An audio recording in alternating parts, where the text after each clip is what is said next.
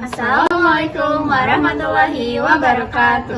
Halo semuanya, selamat datang di Amba TV. Gimana kabar kalian semua? Semoga sehat selalu ya. Saya Ibu Dewi dan rekan saya. Dan saya Selly Ramadhani. Berdirinya kami di sini ingin memandu kalian dalam acara Huhuha. Selamat menyaksikan.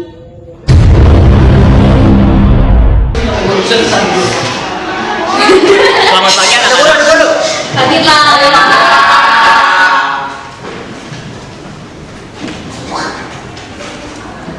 Oke anak-anak, Assalamualaikum warahmatullahi wabarakatuh. Waalaikumsalam warahmatullahi wabarakatuh. Di sini Bapak ingin menanyakan sesuatu. Bagaimana pendapat kalian jika kalian nanti menjadi orang kaya, memiliki banyak uang, lalu memiliki lahan perkebunan yang luas? Saya Pak, Oke, silakan. saya akan memaksimalkan lahan kebun saya itu dengan menanami berbagai macam pohon seperti sawit, karet, atau tembakau dan sejenisnya. Terima kasih Pak. Oke, ada lagi yang ingin menambahkan? Saya Pak, Oke, silakan. kalau saya akan menanami berbagai macam tanaman karet dan mempekerjakan petani agar mereka sejahtera. Oke anak-anak, ada lagi yang ingin menambahkan? Saya Pak, Oke, silakan. kalau saya sih Pak, saya mau nyari suami buat kehidupan saya ke depannya. Wah, keren-keren banget. Beri tepuk tangan dong untuk teman-teman kita. Ian. Ian, bagaimana pendapat kamu jika kamu menjadi orang kaya, memiliki banyak uang, lalu memiliki perkebunan yang luas? Kalau saya punya banyak uang, saya ingin membeli mesin penebang Kenapa harus mesin penebang, Ian? supaya saya bisa menebang berbagai macam tumbuhan yang ada di kebun saya, sehingga bisa mendirikan berbagai macam bangunan seperti pusat perbelanjaan, sekolah, apartemen, dan sejenisnya. Bukannya itu yang sering dilakukan para pejabat dan konglomerat di luar sana? Tapi itu akan menghabiskan lahan hijau di negeri ini, kan, Ian? Menurut saya tidak juga Pak, kan masih ada Alvin dan Borneo yang masih mau membuka lahan perkebunan jika mereka sukses nanti. Oh.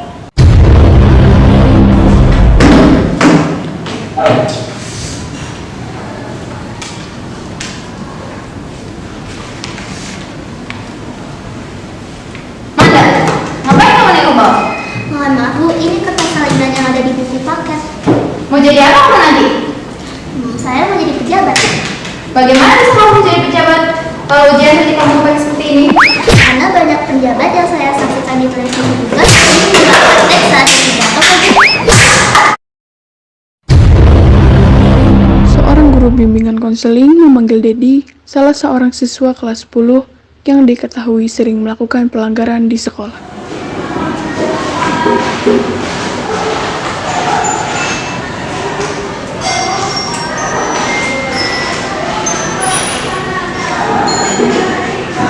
Kenapa Bu? Kala itu mereka berdua sedang berada di dalam ruang BK. Jadi, Ibu mendapat laporan bahwa kamu jarang mengerjakan PR dan sering tidur di kelas. Benarkah itu? Iya Bu. Nah, bukannya selepas SMA ini kamu ingin menjadi polisi? Kok Ibu tahu? Ibu guru mulai mengambil ponsel miliknya dari dalam tas, kemudian ia tampak membuka akun Facebook pribadinya. Tidak lama berselang, ia menunjukkan status Dedi yang bertuliskan akan indah pada waktunya pasti jadi polisi. Sambil menunjukkan Status tulisan ini kamu yang tersebut ke membuatnya, Dedi, kan? melihat ibu guru yang mengetahuinya, Dedi menjadi merah seketika. Ohayo, Oni-chan.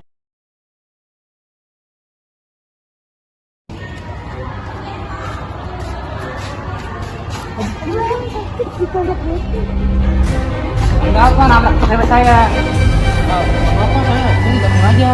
Bukan begitu Pak. Kamu tuh cuma sendiri, jangan banyak gaya. Sendiri? Orang saya berdua. Berdua.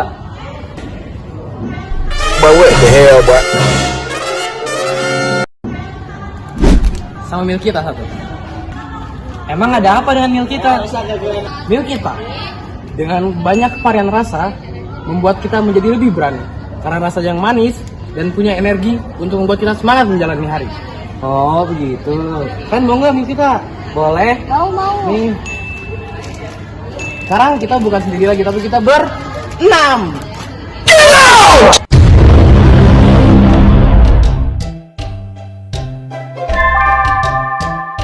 Saatnya istirahat.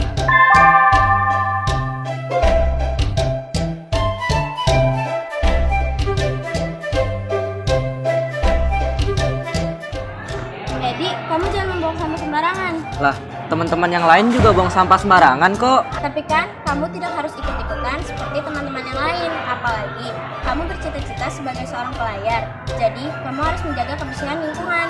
Justru karena saya bercita-cita menjadi seorang pelayar, saya jadi buang sampah sembarangan. Maksud kamu? Lah, kalau banyak sampah berserakan akan menimbulkan banjir.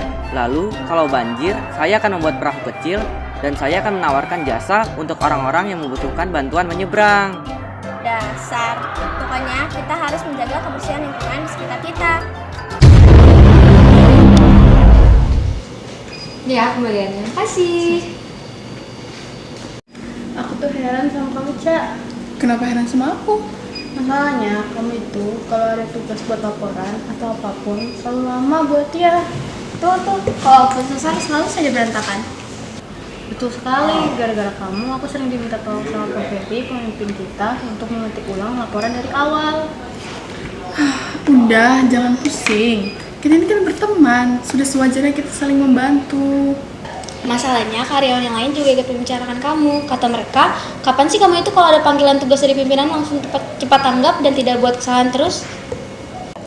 Iya nih, aku juga pernah ditanya sama karyawan di ruangan sebelah tentang hal itu. Bagaimana kalau kami terus-terus ditanya sama mereka? Tenang saja, kalian gak usah pusing. Kalian hanya harus jawab sejujurnya kalau aku pernah cepat tanggap kalau dipanggil pimpinan dan aku tidak pernah salah mengerjakan tugas darinya. Memang kapan? Minggu lalu, waktu Pak Ferry memanggilku dan menghitung isi amplop di setiap awal bulan. Selain di Bandung Barat, Rumah Sakit Jiwa Daerah RSJD Dr. Arif Zainuddin Surakarta juga menerima pasien kecanduan ponsel. Tahun ini, jumlah pasien tersebut makin meningkat. Kepala Instalasi Kesehatan Jiwa Anak Remaja RSJD Dr. Arif Zainuddin Surakarta, Aliyah Himawati, mengatakan fenomena tersebut sudah terjadi sejak 3 tahun lalu. Namun, belakangan fenomena tersebut makin marak. Oke, baik. Di sini saya sudah bersama Dr. Aliyah ingin menanyakan bagaimana perkembangan pasien di sini. Sejak tahun lalu ada, tapi sedikit. Sejak pengajaran baru ini ada sekitar 35 anak. Lalu perharinya ada 1-2 anak yang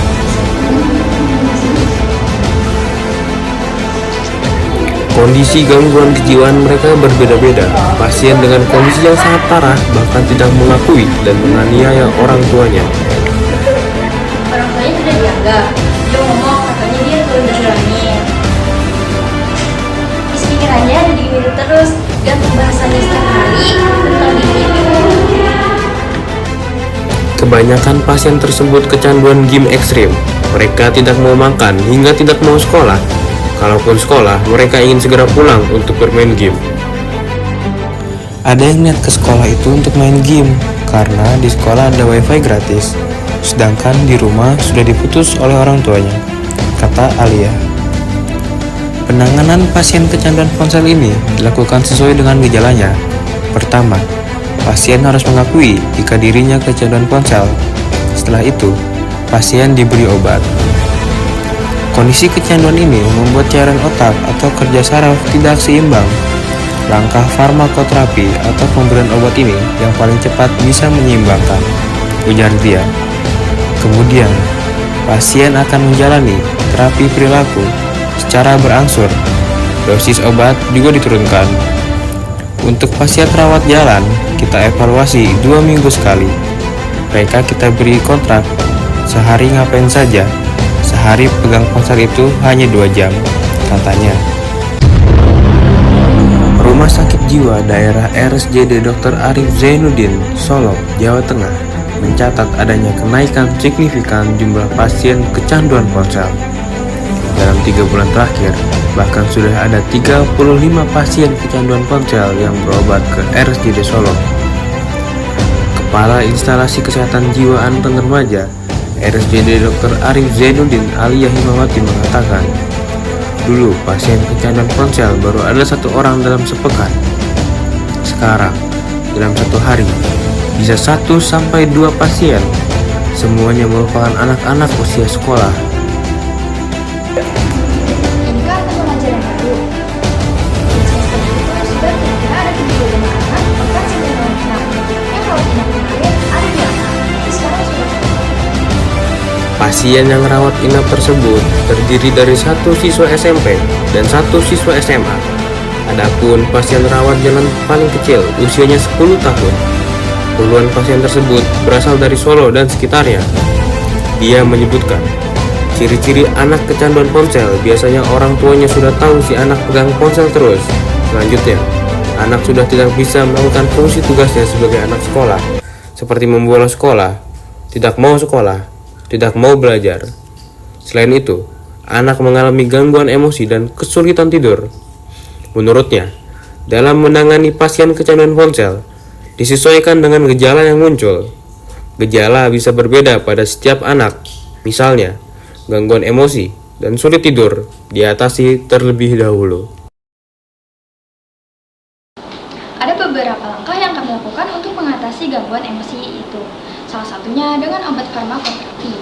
Setelah itu, langsung masuk ke terapi perilaku. Pada awalnya, terkadang anak merasa tidak kecanduan ponsel dan merasa baik-baik saja. Langkah pertama sebelum masuk ke terapi perilaku, lanjutnya, anak harus mengakui kalau kecanduan ponsel. Aliyah menyatakan, proses terapi tersebut dilakukan secara berkelanjutan. Untuk farmakoterapi, paling tidak 2 pekan agar pasien lebih stabil. Sepekan pertama sudah bisa mulai terapi perilaku dan berlanjut paling tidak 6 bulan. Ada daftar kontak apa yang harus dilakukan pasien? Misalnya, untuk anak yang masih sekolah, jam sepulang sekolah harus ngapain? Kalau dulu pegang ponsel tidak itu, sekarang harus dibatasi. Pegang ponsel hanya boleh di jam tertentu, maksimal 1 hari hanya boleh 2 jam, apapun alasannya.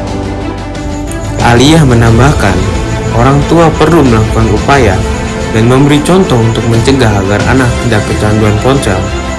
Meskipun begitu, praktiknya agak susah karena tugas-tugas sekolah terkadang memakai gawai. Cara mencegahnya dengan menggunakan gawai hanya untuk tugas-tugas sekolah. Kemudian, pada jam-jam tertentu, harusnya di keluarga tidak pegang ponsel sama sekali. Kalau orang tuanya pegang ponsel, anaknya tidak boleh, ya sama aja.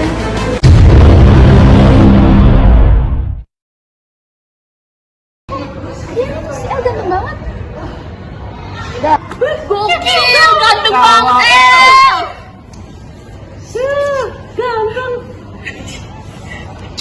Ganteng, sini dong, main.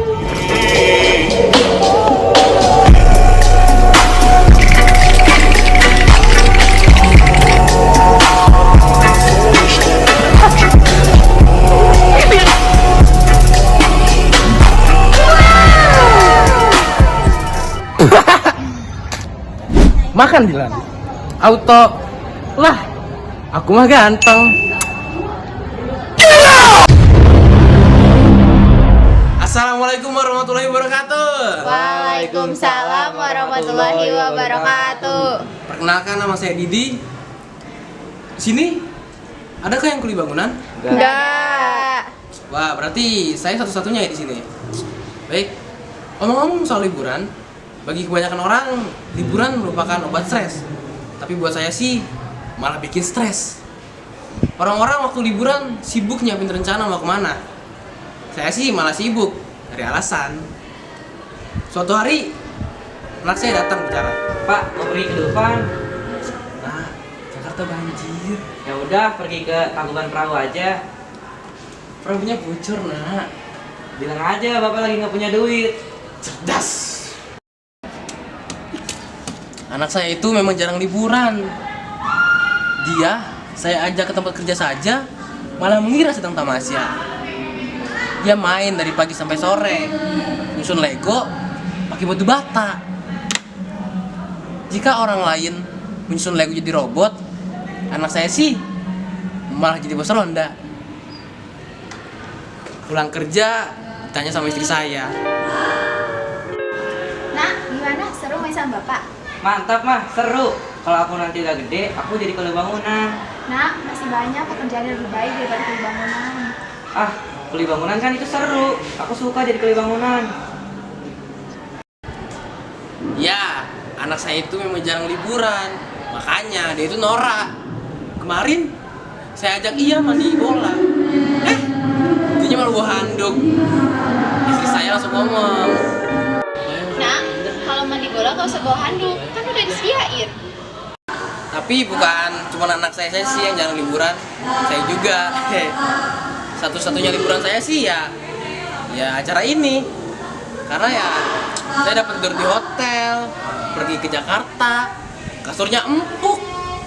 Kalau saya tidur nih ya, langsung kepikiran tuh hal-hal menyenangkan. Gak kayak di rumah. Kalau saya tidur sih, tau nggak apa yang dipikirin? Cicilan saya. Tapi gara-gara itu sih, makanya anak saya bilang gini. Bapak curang. Tiap hari tidur di hotel, makan nasi kotak, kemana-mana naik lift. Nah, kan bapak di sana kerja. Apa Pak? Kerja di Jakarta kan banjir. Lah iya nak, banjir. Makanya bapak kesana naik tongkang. Anak saya itu sering protes karena dia itu ingin banget pergi ke Jakarta, ingin tahu Dufan. Kalau anak orang lain sih ingin ke Dufan, lantas dibawa ke Dufan. Nah, anak saya ingin ke Dufan, saya bawa ke warnet. Saya sih bilangnya, tuna, itu Dufan tuna. Tapi saya jadi tahu nih, walaupun dari warnet, ternyata di Dufan itu banyak wahananya. Salah satunya ya rumah miring. Ini rumah miring nih ya. Kalau mantur saya tahu, digusur ya. Saya masang bata miring aja dimarahin. Nah ini orang dengan penuh kesadaran malah bikin rumah miring. Kacau. Saya dalam hati langsung mikir ya, ini anak dari proyek mana? Bikin malu komunitas aja. Selamat datang di Buham, Humor Huru Hara. Kembali lagi dengan saya Ibrena dan rekan saya Sally. Oke, kali ini kita telah mendatangkan sekolah yang Berakreditasi tinggi. Nah, di sebelah kubu kanan saya terdapat STM Kapal Kara. Oke, teman-teman, gimana nih persiapan kalian untuk menghadapi kubu kali ini? Dari Mas ini? Sebelumnya perkenalkan, nama saya El. Saya sih sangat optimis ya, apalagi lawan saya ini siswi-siswi yang kelihatan sih basic ya. Dari Mas ini? Nah, perkenalkan nama saya Steve. Ya, persiapan kami itu kurang lebih sudah 2 bulan. Dan kalau lawannya kayak begini sih, kita sikat habis. Mantap. Kalau dari Mas ini? Saya Brian. Dengan persiapan kami yang cukup panjang dan cukup matang, mereka ini cuma masalah kecil lah. Widih, optimis sekali ya mereka ini teman-teman. Oke, langsung saja kita ke kubu sebelah kiri.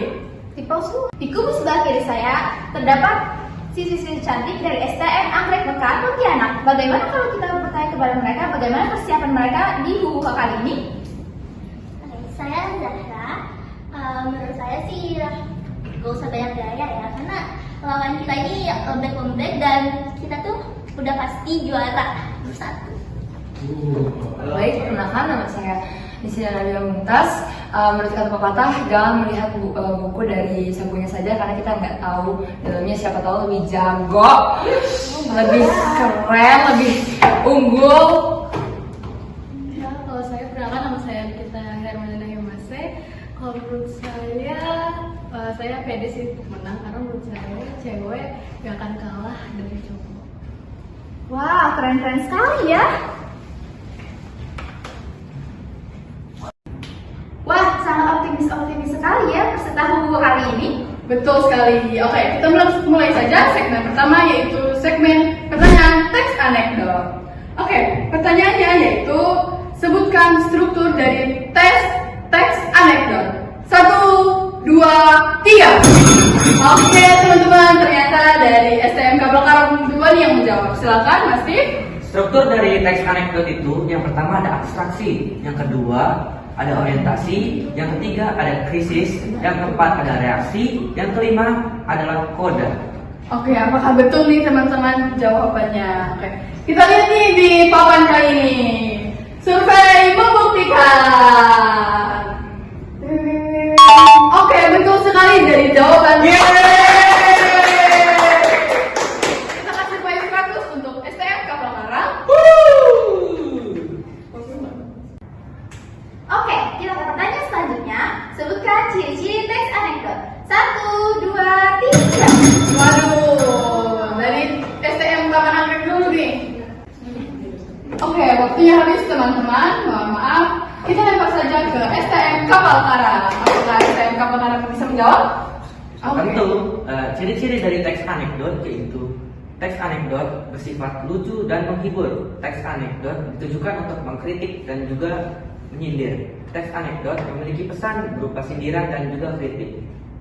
Oke, apakah jawabannya ada teman-teman? Kita lihat di sini. Survei membuktikan. Ada.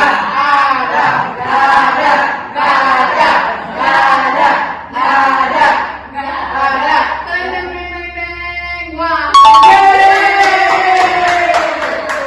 STM Kapal Karang mendapatkan 200 poin.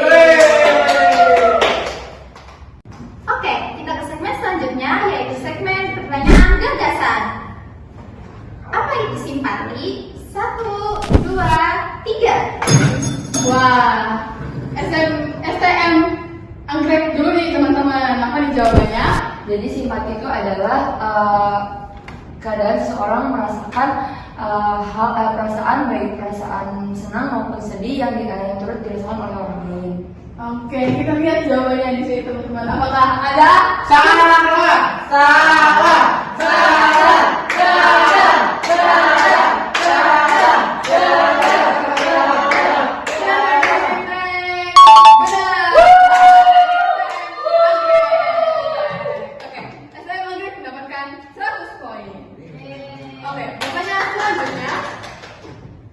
Keadaan mental seseorang yang melibatkan dirinya sama-sama merasakan sesuatu yang dirasakan oleh orang lain disebut apa?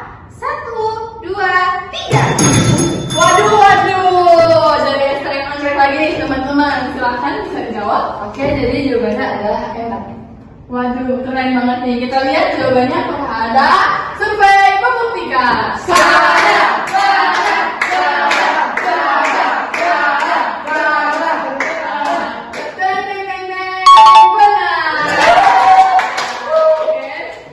STM Taman Anggrek mendapatkan 100 poin lagi.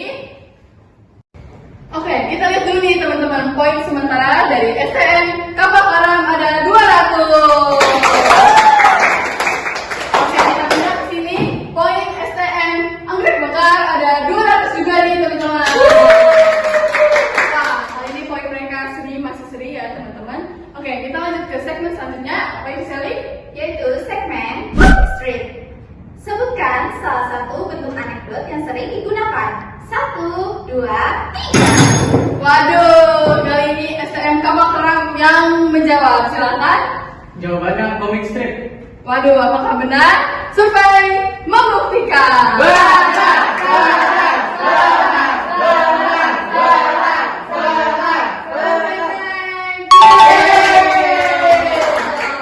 Oke, kali ini STM Kapal Karang mendapatkan 100 poin. Pertanyaan selanjutnya.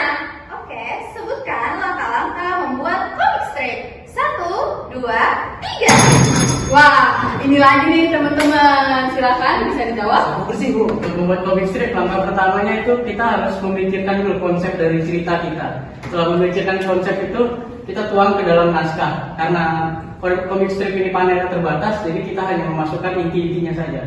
Setelah membuat naskah, kita akan membuat sketsa gambar dari naskah itu. Setelah dirasa sketsanya sudah cukup, kita bisa tebalkan dan mewarnai sketsa tersebut. Lalu jadilah komik strip. Oke, sangat jelas sekali ya teman-teman jawabannya. Apakah jawaban dari anak tersebut benar? Silakan survei membuktikan. Benar.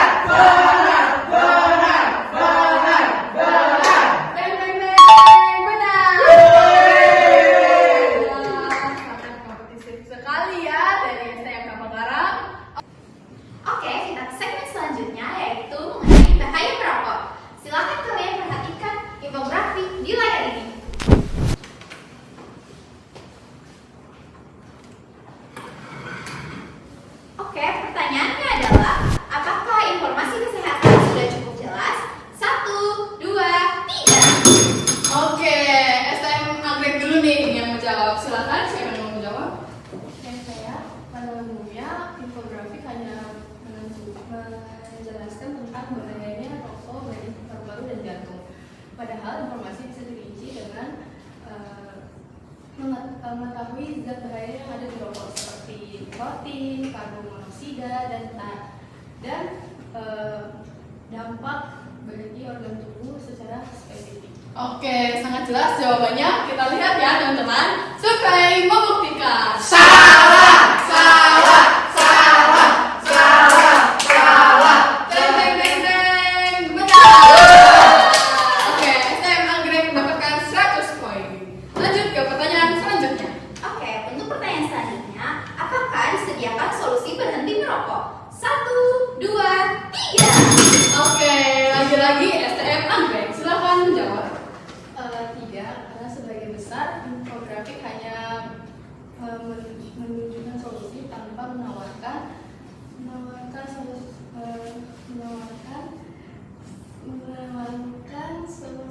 solusi spesifik. Oke, kita lihat jawabannya. Survei membuktikan. Salah, salah, salah, salah, salah. Teng teng teng. Benar. Kali ini STM Anggrek yang mendapatkan 200 poin. Oke, kita lihat poin sementara nih. Dari STM Kapal Karam ada 400 poin. 400. Oke, kita pindah ke STM Anggrek. Ada juga 400 poin. Waduh, ternyata masih sering nih teman-teman. Oke, kita lanjut ke segmen selanjutnya yaitu Teks eksposisi adalah sebuah teks yang memuat sebuah informasi dan pengetahuan yang dibuat secara singkat, padat, dan jelas.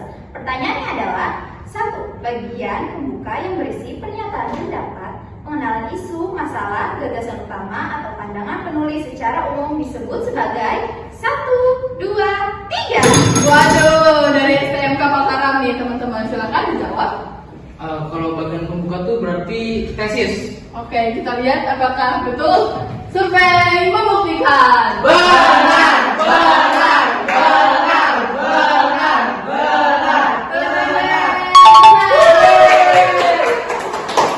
STM Kapal Karam mendapatkan 100 poin.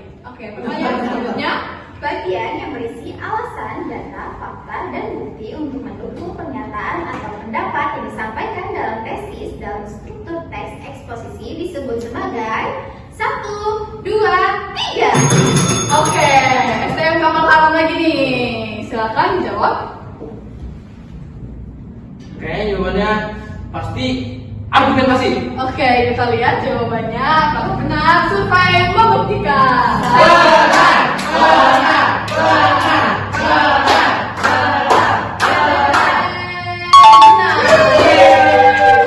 Oke, STM Kapal Karam kali ini mendapatkan 200 poin. Oke, pertanyaan selanjutnya adalah, dalam teks eksposisi bagian akhir yang berisi penegasan ulang pendapat penulis adalah 1, 2, 3. Wah, STM Kapal Karam nih teman-teman. Silakan dijawab.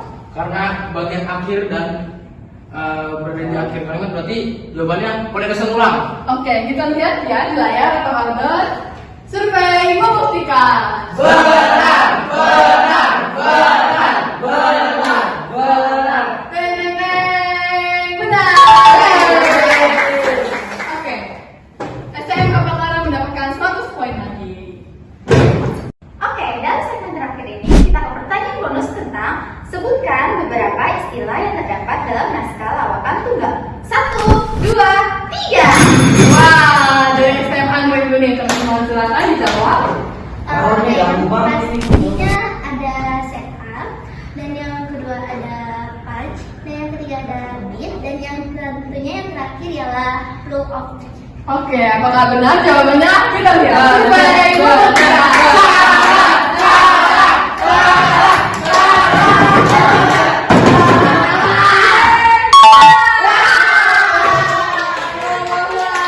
Kali ini STM Kapal Karam dikejar oleh STM Anggrek dengan poin STM Anggrek pemenangnya yaitu dengan poin 900 poin. Dan yang kalah di Huhuha kali ini ada STM Kapal Karam dengan 700 poin. Oke, selamat STM Anggrek, kalian mendapatkan tiket pergi ke Amerika. Sekian, terima kasih Huhuha kali ini dengan saya Ibu Dewi dan saya Sally. Oke, terima kasih. Sampai jumpa kembali.